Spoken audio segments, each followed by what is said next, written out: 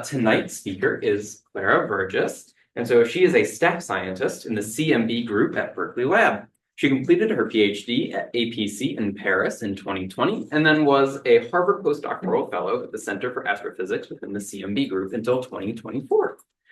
She is a member of the BICEP Keck and CMB S4 collaborations. The CMB group at LBNL worked closely with the UCB physics and astronomy programs and offers research projects for both undergraduate and graduate students. Without much further ado, please, Clara, take it away. Thank you. Hello, everyone. Thank you for the introduction, and thank you for inviting me tonight. So I will be talking about chasing cosmic inflation with cosmic microwave background measurements. So this is a bit of a mouthful. It's a long title, but we're going to take this step by step. And so in this talk, I will first be talking about what is the cosmic microwave background and why is it such an important signal in cosmology. Then I will talk a little bit about inflation, cosmic inflation, and why this is something that we are chasing. And finally, I will get to the chasing part and tell you about the instrument and telescopes that my colleagues and my collaborators at Berkeley and in this collaboration that have just been mentioned are building to try and detect the signal from cosmic inflation. So to get started, as I said in this first part, usually it does not work. It does.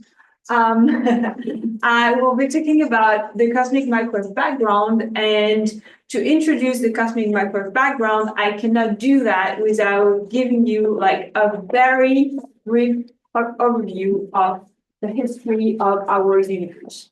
So as you may or may not already know, the universe is about 13.8 billion years old, which means that we have like almost access to like infinite amount of information that we can learn from to understand where we're coming from and where we're going.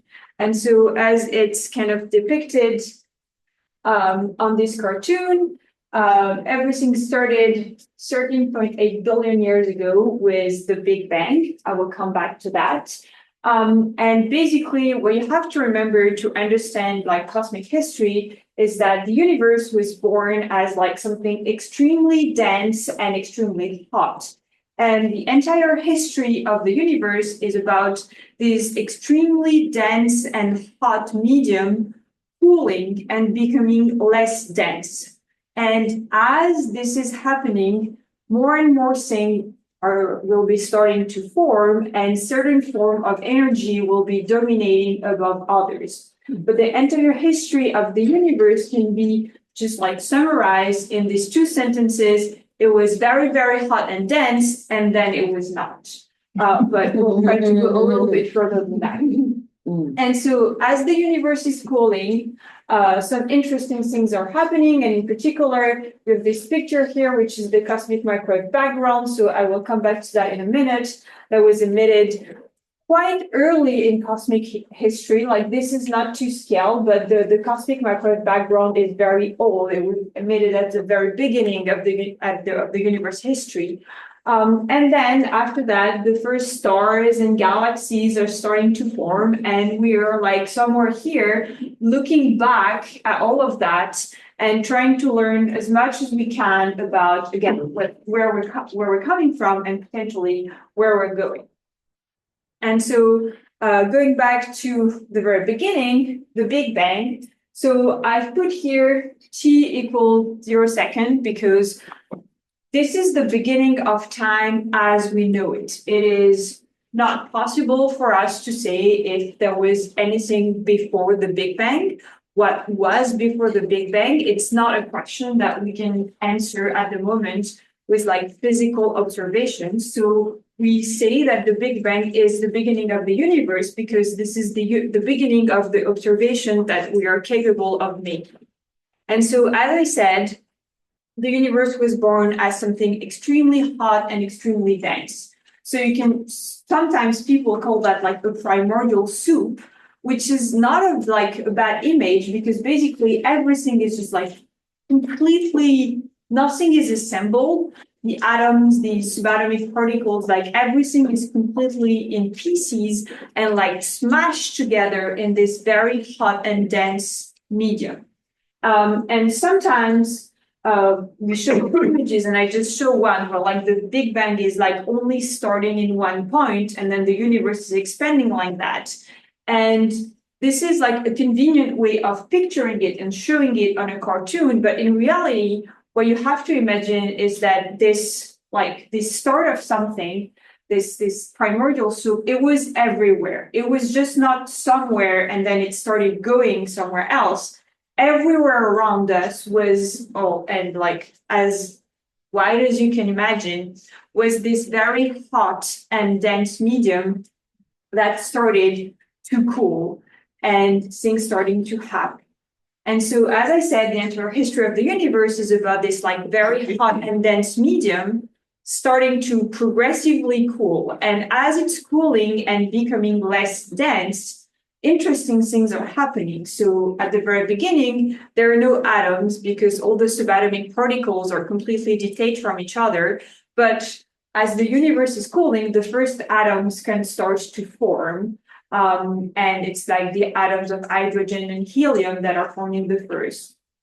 But it still remains for the first around like 400,000 years, a very, very dense medium, so dense that the light cannot escape from it, which means that if you imagine that you were there, which it's not possible, but whatever, it would be dark because there is light, like there are like particles of light, but everything is so dense that they cannot travel long enough. They cannot propagate. So everything would be extremely dark. But at some point, it became less dense enough that something called the recombination can happen, which basically means that the universe that was entirely ionized, so the electrons were detached from the atomic nucleus, they start recombining, which means the atoms become neutral instead of being ionized. They don't have a charge anymore. And as a result of that, the photons, the particle of light, they can start traveling and escaping this very dense soup or medium. And so at that moment in time, is emitted what we call the first light of the universe, because this is the first time that the photon can escape and start free streaming and traveling across large distances. And this first light of the universe is precisely the cosmic microwave background, or the CMB. And so it is the oldest light in the universe, which means that when we look back in time, if you think back to this cartoon that I was showing earlier, we look back in time to our cosmic origins, we cannot see anything, we cannot receive any light from anything that was before the cosmic microwave background was emitted. And this is the reason why the CMB is such an important signal in cosmology, because this is literally the first signal, the first light that we can ever receive. So anything that has happened before, we cannot receive direct light information from it.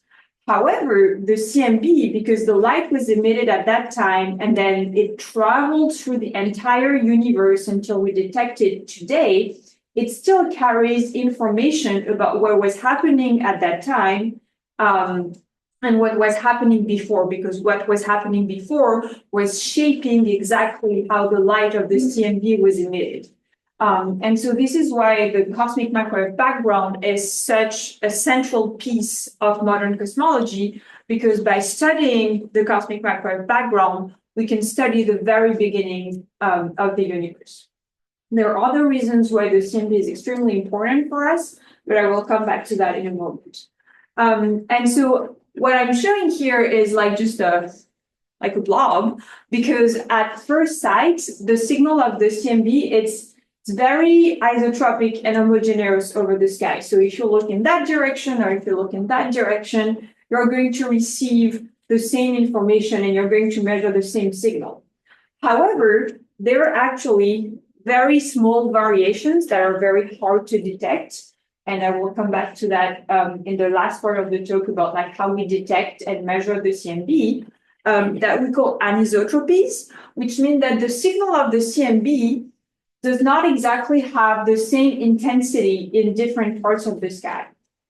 And these anisotropies that we're seeing, it's this map that I'm showing here is basically a picture of the universe when the CMB was emitted.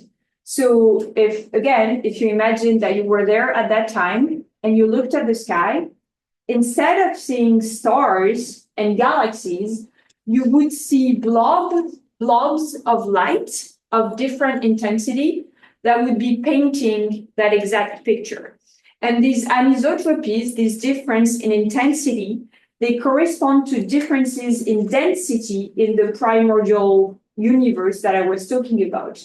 And these differences in density, they are the seeds for the future structures of the universe, for the future stars and galaxies. So where you see like a red dot, it means that the primordial universe was slightly overdense. There was more matter in that point. And so this is typically where galaxies would form.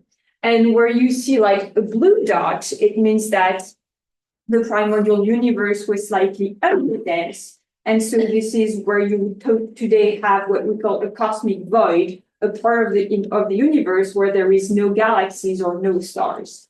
And so really, the cosmic microwave background is this picture of the baby universe that already has the seeds for the universe that we see when we look at the sky today. And so, as I said, the universe continues to cool down and to expand. And these overdensities and underdensities, they start forming stars and galaxies. And so if we take a big jump in time to today, this is what we see when we look at the sky today, where each dot here, so this is a fake color image, but each dot here is representing typically a galaxy. And there is like a big galaxy at the center of the image because the picture is taken from the Earth. And so the first thing that we see is our own galaxy around us. But these other galaxies are all of the other galaxies that were formed from these like over densities in the early universe.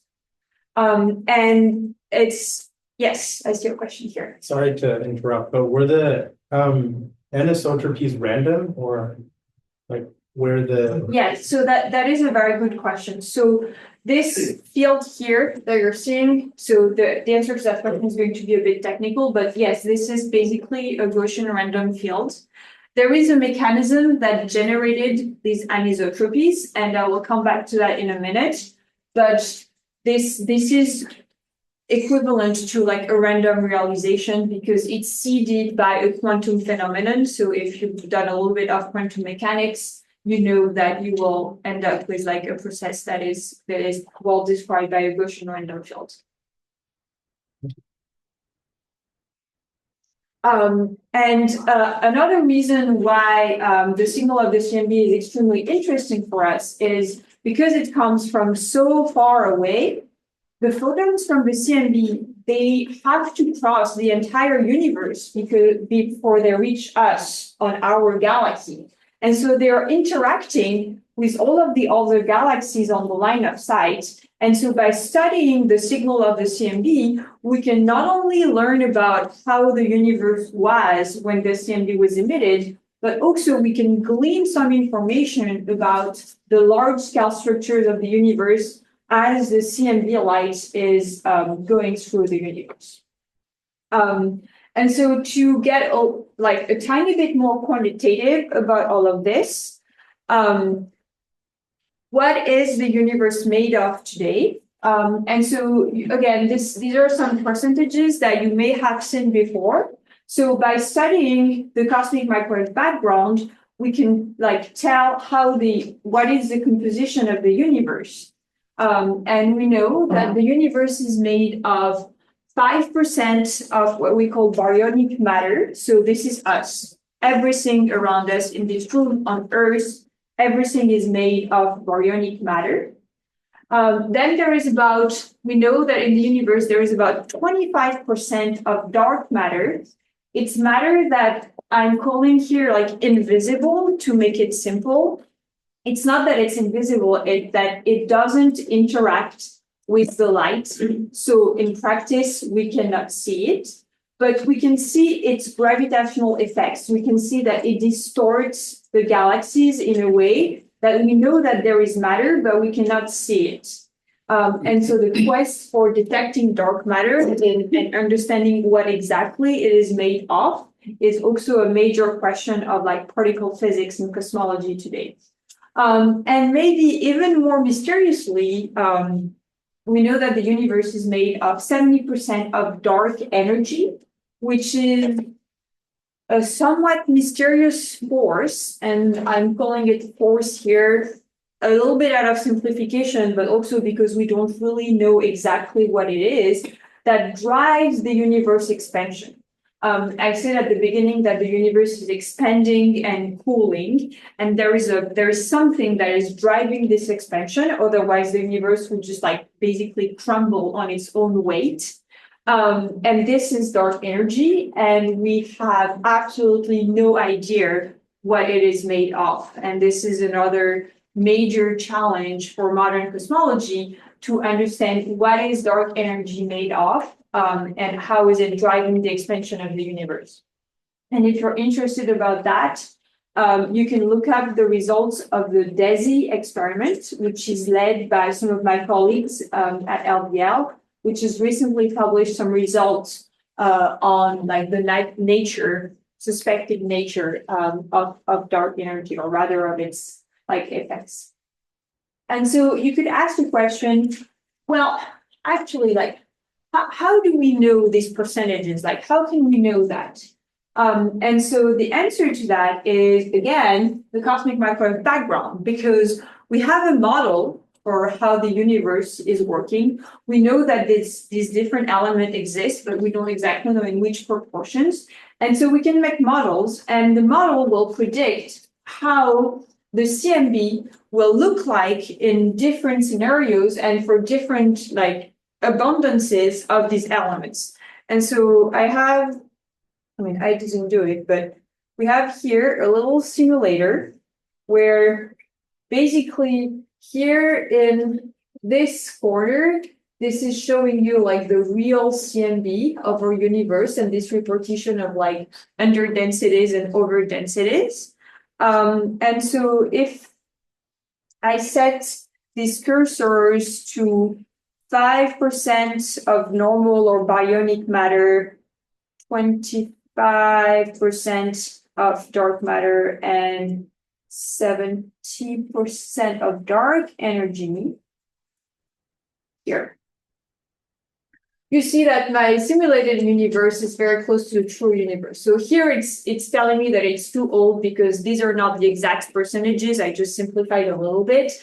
But this is to give you an idea on how we can make this prediction. We have a model and we can fit for the parameters of the model to try and match our observations. And if I enter something that is completely off with like a lot of normal matter, very little dark matter, and like dark energy, I'm not even sure that adds up to 100. No, it doesn't. Okay. Better. Yes. Well, you can see that this is looking quite different than the observed universe. And so by precisely characterizing the CMB and comparing it to the predictions of our models, this is how we can determine the composition of our universe. And so this is one of the reasons why observing the CMB is so important, because we can determine the composition of the universe. And when you're a cosmologist, the composition of the universe is an important question. So going back to the presentation here, I don't know, how do I get back to the screen? Press the green button at the top left. Left, sorry. Press the full screen in the top left. From the Here.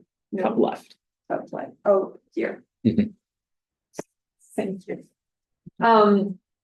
Okay, so you could say, great, we have observed the CMB, we have observed the overdensities and the underdensities, we understand how the universe is working, no problem, right? Well, not exactly. There are like a few cosmic mysteries and potential solution that I'm going to be talking about. So I did already mention dark matter and dark energy, that we don't know what they are. I wanted to add that.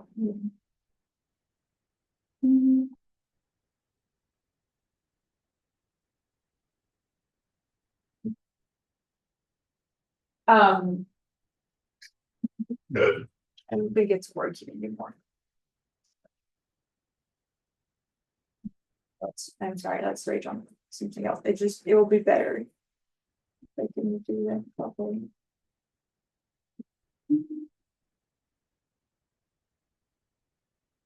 Okay. So I did already mention dark matter and dark energy, but we have some hints of what they may be. But there is something else which, at least in my opinion, is even more mysterious, which is the reason why I'm working on it. And this is what I'm going to be talking about now. And if you've read the title, you might be guessing that I'm talking about inflation, but we're not there yet. So first, let's talk about these cosmic mysteries that we sometimes also call the initial conditions puzzles. So the first thing is homogeneity. So earlier, I told you that the CMB is roughly very uniform over the sky. There are these small like over densities and under densities, but they are only like 1 part in 100,000 compared to the background. So they are extremely small compared to the background intensity of the CMB. And the fact that the cosmic microwave background signal is so uniform is actually a little bit of a mystery, because if you take 2 points on the sky and you look at them, and if they're further apart than 2 degrees on the sky, so this is roughly showing 2 degrees on the sky, you can imagine you're looking at the night sky and you're looking at 2 points. The distance that separates these 2 regions on the CMB, it's greater than the age of the universe times the speed of light. So what does that mean? The speed of light is the maximum speed that is ever possible in our universe physics, which means that nothing can travel faster than the speed of light. And if you have 2 points that are further apart than the age of the universe times the speed of light, it means that they cannot exchange information. Even if and we say that they have never been in causal contact, it means that these 2 regions of the universe are completely uncorrelated. They have never been in contact before. They don't know each other. They're not talking to each other. And so there is no physical reason why their background temperature should be almost exactly the same, which is what we're calling the homogeneity problem or the homogeneity puzzle, because we don't have a good physical way of explaining this. So this is our first puzzle. Our second puzzle, which is maybe a little bit more abstract, is the problem of the curvature. So you may have heard that in Einstein equations that are describing the structure of the universe at very large scale. So in these Einstein equations, there is a parameter, K, that is describing how the universe is behaving in terms of its structure. Is it flat, or is it spherical, or is it hyperbolic? So here it is shown like in 2D as an example, but you would have to imagine this in 3D at very, very large scale. And so if we lived in a universe that was curved spherically like this, if we take two beams of light and we send them to infinity, they will end up colliding because the structure of space is curved. And so your two beams of light that are starting parallel like this, because the space itself is slightly curved, they will basically be traveling like that and end up crossing at some point. If the universe is hyperbolic, the structure of the universe is hyperbolic, it's the other way around. If you take two beams of light and you send them to infinity, they will end up diverging because, again, the structure of the universe is like taking them apart. But if we live in a completely flat universe, if you take two parallel beams of light, and you send them to infinity, at infinity, they will still be parallel. And we can measure the curvature of the universe, again, using the CMB. I'm not going to get into the details, but it was one of the parameters that we can test for when we're comparing the map of the CMB to our model. And we've measured that the universe is almost exactly flat. So why is it a problem?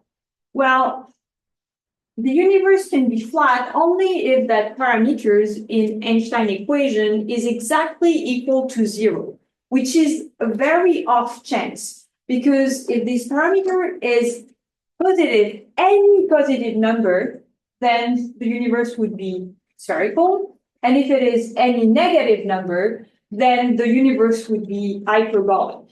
And out of the infinity of numbers that would be possible for this parameter to have, and again, there is no reason why it should have one value over the other, we find it to be almost exactly flat. And so this is like more than 1 in a million chance, it's like 1 in an infinity chance that the universe would be exactly perfectly flat. And that could just be a coincidence.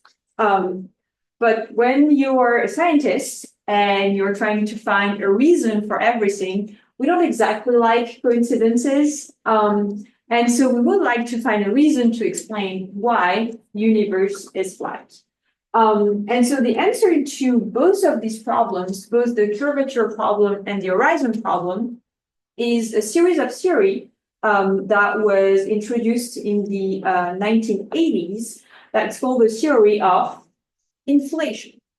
And so why does it solve our problem? Well, what's happening is that, so we're here. So here we have the age of the universe. So this is time. And here we basically have, like, if you want, the size of the universe, like how close things are packed together. Not exactly the size, but more specifically, like how closely things are packed together. And so we're here. And if we only have standard expansion, so this is the expansion that we're observing today, and we just like rewind the film and look back in time, we would, at the beginning of the universe, we would end up here.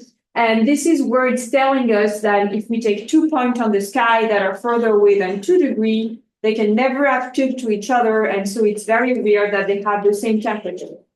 But if we add an extra phase of extremely fast expansion that we call inflation, then suddenly, if we look back in time, these 2 points of the sky, they were very close at the beginning of the universe. And so they could talk to each other and they could have the same temperature and the same density.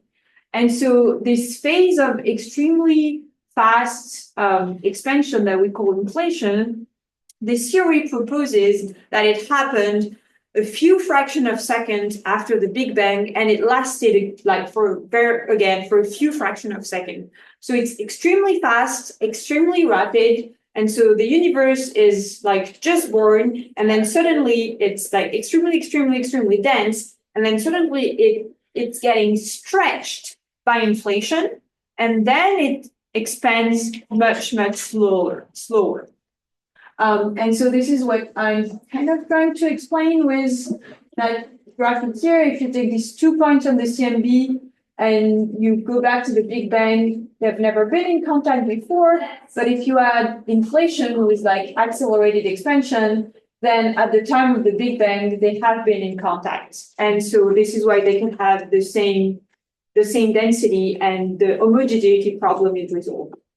And it also solves our curvature problem, because the inflation, it's so fast and so violent that it flattens the universe. So even if the universe was born with a certain curvature, the inflation would have like flattened it, because this expansion was like so fast and so rapid. Do you have any questions? Because I know it was a lot. Okay, so one here and then one here. Yes. So you start out with a Big Bang. Yeah. Everything's next to each other. So whether you have inflation or not, wouldn't there have been a time that everything was very close together? So this is basically this image of like everything was very close to each other. It was happening at every point in space. The space is not very big. It's not very big, but it's still like not big enough. The horizon, we like to call that like the observable universe of the horizon was still like, if you only have like regular expansion, the size of the observable universe at the time of the Big Bang was still too big. If you want, it was not like closely packed together enough for these things to be able to have talked to each other. And having inflation allows you to have things even more densely packed together, so to speak. I mean, all of these are images, because these are like not really easy concepts to grasp. But this is the idea. We had another question here, I think, yeah. Could you explain again how it solved the first one on homogeneity? So it solved the homogeneity because basically it's like adding more time to expansion. It's adding more expansion. So if you take these 2 points on the sky, you know that if you look back 13.8 billion years ago, like there is a finite, there is like a finite amount of time that you can like rewind and have your thing like get closer together. And when you do that for 13.8 billion years, you don't get them close enough so that they can talk to each other. But if you add inflation, you add an extra phase where you're just like pack things even more. And this is how you get to a phase where things can be in causal contact with each other. All right, so this is inflation. And the predictions are that okay, I should say first. This is a series that has been proposed in the 80s to solve the curvature and the homogeneity problem. And so it's a very beautiful theory. And we have a number of cosmological observations that are in favor of this series. But this theory, it's a family of theory rather, it's making some predictions about a signal that we should be able to see in the cosmic microwave background, because again, the CMB is like emitting this light from the very beginning of the universe, and it carries information about everything that has happened before, and we cannot directly see what has happened before. So we cannot directly see inflation. We have to rely on what the CMB can tell us about what has happened before the CMB. And so basically what's happening is that we have predictions that if inflation did happen, there should be a trace in the signal of the CMB, a very faint signal that we should be able to see. And when I say a very faint signal, what I mean is that the signal of the CMB should be like varying over the sky in a way that is very specific that we can predict through inflation models. And this signal, this direct prediction of inflation, we haven't seen it yet. We've been observing the CMBs for a very long time, but the signal is so faint, it's much fainter than the over densities and under densities that I was showing earlier. So we need an excellent sensitivity to the CMB signal, and we need a very good signal to noise to be able to detect the underlying signal of inflation that is hiding in the CMB. And so the CMB is our messenger for inflation. And this is why we're building these telescopes that are capable of so much sensitivity, because we're looking for this imprint of inflation in the cosmic microwave background signal. And so this is why we're using the CMB to chase inflation.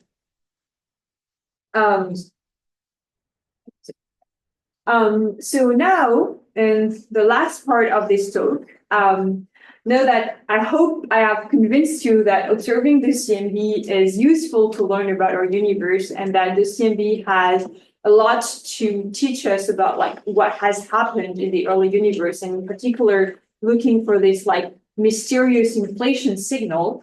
I am going to try and show you how we are building telescopes that are capable of detecting like these very tiny fluctuations in the CMB that would be imprints of the inflation signal. So starting with the very basic, up until now, I have been a bit vague about what exactly is the CMB signal. I said the universe was very hot and dense at the beginning, and then it's emitting photons, and these photons, they have like an intensity, and we're detecting these photons. So the CMB is following what we call like black body emission, which means that the light that the CMB is emitting is directly related to its temperature. And so basically, when the universe was like very hot and dense, it was around this temperature, 10,000 Kelvin. It's roughly the same as like 20,000 Fahrenheit, I think. I've never been able to do that conversion, I'm sorry. But it was extremely hot, is the point. And so it was emitting light roughly in the visible domain, which means light that you and I can see. However, as the CMB photons are like traveling through the entire universe, because the universe is expanding, the CMB photons are getting redshifted. It means that their wavelengths, so how fast they oscillate, is changing. So, or at least it appears that it's changing. And so when they were emitted, again, if we had been there, we would have been able to see them because they would have been visible. But today, after having traveled like almost 13 billion years, they are not visible anymore. They are in the microwave or far infrared domain, which means that their wavelengths has kind of distended because of the expansion of the universe. And this corresponds to an effective temperature of roughly 2 Kelvin, which is very, very cold. It's like minus 272 Celsius. And so these photons, this light, it's not visible to our eyes. So it's like if you're thinking like the ultraviolet that are emitted by the sun or the infrared, you know that these lights exist, but you cannot see them with your eyes. And so it's exactly the same with the CMB. The CMB photons, they're arriving from everywhere at every moment. They're even like passing through us, like arriving here as we're talking, but we cannot see them because they are very far away in a part of the electromagnetic spectrum that we cannot see. But so we need to build detectors and telescopes that are able to see this light that is invisible to our eyes. And so to do that, we don't use like CCD cameras, like typical telescope that observe like in the visible range. we use another type of detectors that we call bolometer. And this bolometer, they are sensitive to this specific range of wavelengths.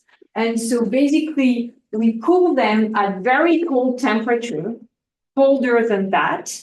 And then when a CMB photons arrive on our detector, it's going to be hotter than the detector itself.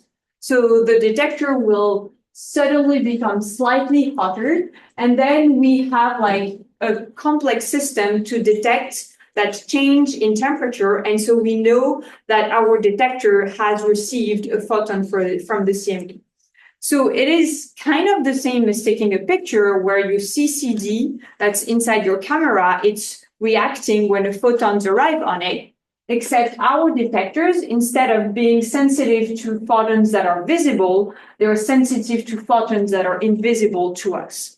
And so we build a lot of the detectors and we put them in telescopes that are extremely cold, so that we can take picture of the CMB and of the CMB signal.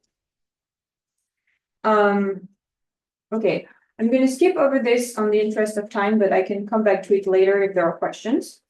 And so now that we have detectors that are capable of seeing the CMB, we need to go to places that we can see through the atmosphere, because the atmosphere, it's absorbing exactly at the wavelengths that we're trying to see. So we could go to space. It's always better to go to space, but it's extremely expensive, so you cannot always do that. And so if you cannot do that, you want to go to places where there is not a lot of atmosphere, or where the atmosphere is extremely dry, because this is the water in the atmosphere that is absorbing the CMB photons, and it's preventing our telescope from seeing them. And so on these maps, the blue parts are actually the best part for observing, because this is where it's the driest on Earth. So there is Antarctica and the South Pole. There is the Atacama Desert in Chile. There is Greenland, and there is Tibet. And the telescopes so we have CMB telescope in Antarctica, in Chile. There is one in construction in Tibet. And there were ideas of putting one in Greenland, but unfortunately, the ice cap in Greenland is not stable enough. It moves too much, so we cannot really put CMB telescope over there. And the CMB telescope that I will be showing pictures today that I have been working on are either in South Pole, in Antarctica, or in Chile. Because Antarctica is actually a desert. It's a cold desert, but it's a desert. And it might sound counterintuitive, but it actually, at the South Pole, at the very bottom of the Earth, it actually never snows. It's all frozen because it's extremely cold, but the atmosphere is extremely dry and it never snows, which is why it's ideal for us to observe. And then in Chile, in the Andes, in the Atacama, it is so high in altitude, 5,000 meters, 17,000 feet, I think. And again, that is extremely high. And so you're looking through less atmosphere, which makes for excellent observing conditions. So these are the places that we get to go to as cosmologists to observe the CMB. But even with that, we still need to avoid the atmosphere, which means we have to pick. So this is showing the transmission of the atmosphere. So when it's at 1, it's very good. We can see through it. And when it's at 0, it's bad. Like the atmosphere is completely blocking us. And the colored line are showing where our instruments are observing. And so we are optimizing our instrument to observe exactly in between these absorption lines in the atmosphere to make sure that we make the most of the instrument that we have. And we cannot observe at higher frequency here because this spectrum after that is like completely dropping and the atmosphere becomes not transparent. So finally getting to some pictures of CMB telescope. So on the top row here, you have pictures of telescope at the South Pole. Like at the very bottom of the Earth, there is a scientific station that is operated by the US Antarctic Program that is housing a number of scientific experiments from all over the world, including two CMB telescopes that I will be talking about a little bit later that you're seeing on this picture. So this is one of them. This is an aerial view of the site, and then this is the same telescope here, and then you have other telescopes here and here. And so I will come back to that later, but this round things that you're seeing here, they're not the telescope mirror. They're actually just shields that are protecting the telescope from the heat that is coming from the Earth, because even if it's the South Pole and it's very cold, it is still less cold than the signal that we're trying to see. And so we need to be protected from it. And so the bottom pictures here are from Chile. So you're seeing here the same kind of round shield that is protecting you, and some other CMB telescopes that are observed. And so we have, we have roughly, to make it simple, we have two types of CMB telescopes. Larger one like this, like large aperture telescope, and smaller ones that are kind of hidden here in the ground shield that you cannot really see. And they're serving slightly different purposes. Their scientific goals are different. They're not optimized for the same thing. I'm not going to detail that, but I can answer questions if there are any. And so this large aperture telescope, there is like a gigantic cryostat. So all of this, it is, I think, 2.5 meter in diameter. I have a picture just after. And all of that inside is under vacuum and at extremely cold temperature, so that we can place as many detectors as possible to be as sensitive as possible to the CMB. And so this is like how big this cryostat is, and this is how big the mount that houses like the entire cryostat is. So you have some people here for scale. So these are like gigantic building in which we put this gigantic cryostat that are housing like thousands and thousands of individual detectors that are looking at the sky. So these are for the large aperture telescope. And the small aperture telescope, so this is the ground shield that I was showing you earlier, that is like protecting us from the signal from the ground. And then you see this thing like protruding here. This is actually not the telescope. This is what we call a four-baffle. And it's there for the same reason as the ground shield. It's protecting us from light that we don't want entering the telescope. And the telescope is actually hidden behind and below. So I will show other picture after, but like the roof of the building would be here. This part would be outside and this part would be inside. And the actual telescope is this gray tube here in the mount, and it's observing and being protected by this four-baffle and this ground shield. And if we take a look, so this is an other picture of an external view. So again, this is at the South Pole from inside the mount this time. So here we have 4 telescopes observing at the same time. So the four baffles. Same here, but like only one telescope. And the external shield, like the four baffle, the shape is a little bit different. And another picture here where the four baffle had been removed, so we could install a mirror on top of this. So we use the mirror for calibration observation. We don't use it when we're actually doing the science observation. But you can see that the telescope is like slightly protruding here. This is why I showed this picture.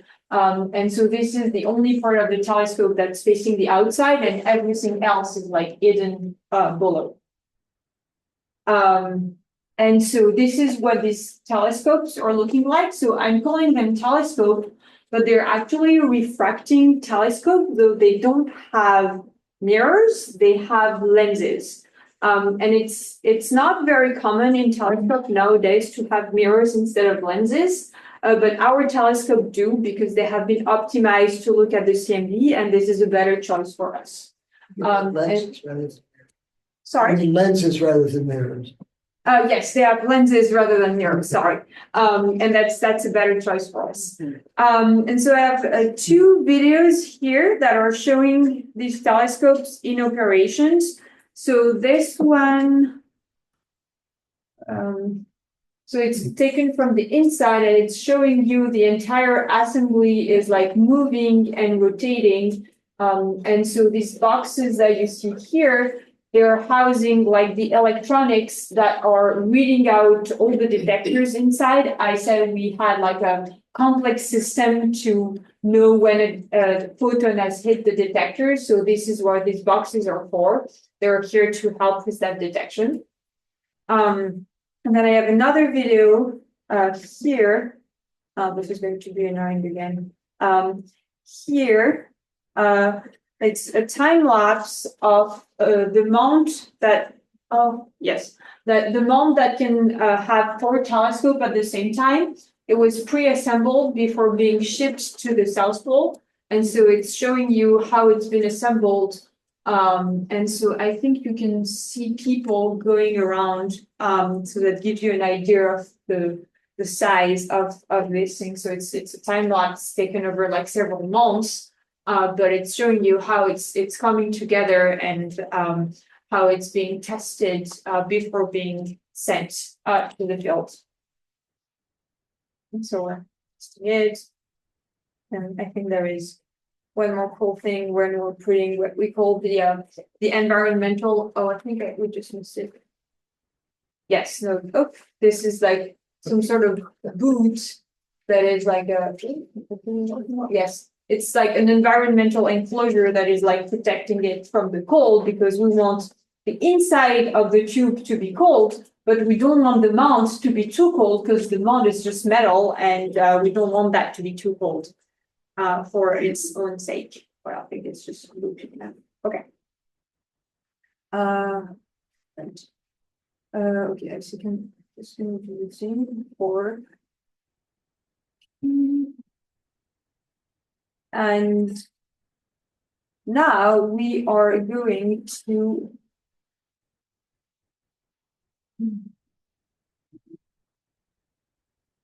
We're going to take a look inside the telescope. So this tube that I was showing earlier, this is how it looks inside. So at the top, we have what we call the vacuum window. So it's like, it's maintaining vacuum between the inside that is under vacuum and the outside that is not under vacuum.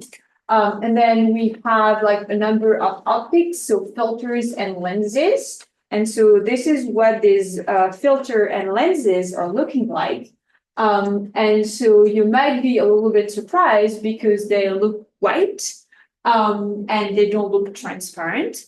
But recall that we are observing a light that is not visible to our eye, which means that the materials that we could use to focus this light are going to be very different than the materials that are used to focus visible light. So it's not transparent glass like my glasses or anyone's glasses. It's actually made of plastic. So it's like a thick slab of plastic that is machined in the same shape as like a lens that you could imagine.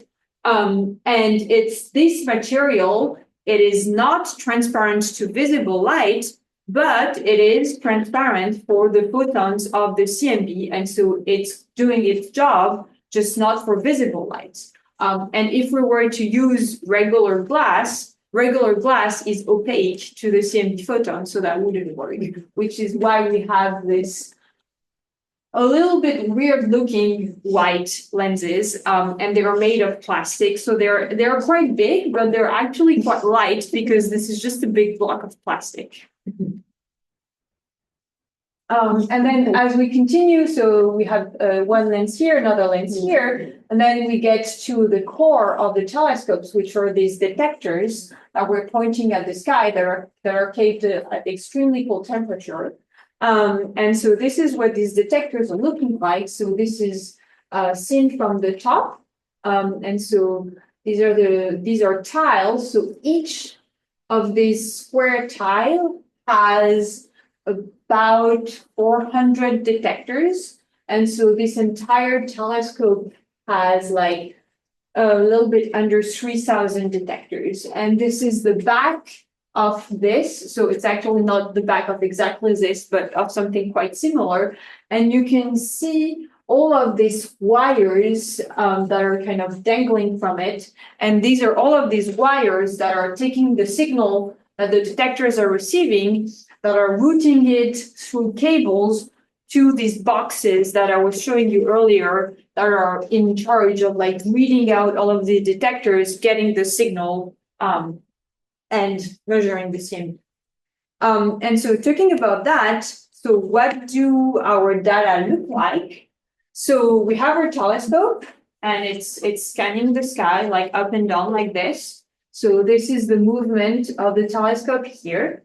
And so this is the signal that we get from the detectors. So they are measuring variations in intensity of the CMB signal, because at any given moment, sometimes they're looking here, sometimes they're looking here, next moment they're looking here. And so every time the signal from the CMB is slightly different.